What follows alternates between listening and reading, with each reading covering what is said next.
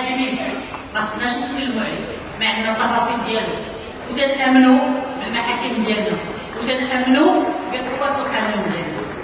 وانا كنقبل بان صدمه لكم وصدمه لينا، ولكن نتكلموا على ازمه ونتكلموا على ظروف استثنائيه. بعد الاستثناء كاين الساحه السياسيه ككل.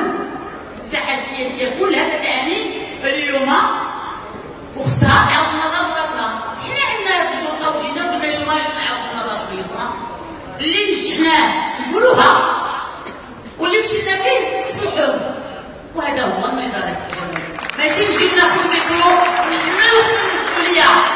كل واحد فينا مسؤول امام القضاء، امام المناضلين، امام المواطنات والمواطنين. والصعب تفهمي الشرف، وانا شهاده لله ما نشهد حتى بكم نتوما، شهاده لله سيدي ربي اللي غيحاسبني في نهايه المطاف.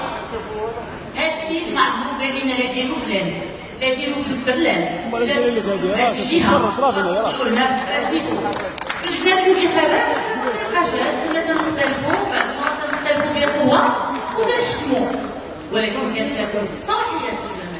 فينا هما هاد المناضلين والمناضلات تاع الدار البيضاء اللي جاوا وقالوا لنا هاد الشيء؟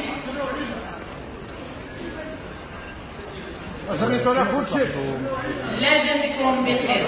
كل واحد يتحمل المسؤوليه على مستواه. اللي نقدر نقول لكم اليوم وتاكدوا لكم ما كاينش درهم الحرام يدخل عليكم، ما كاينش درهم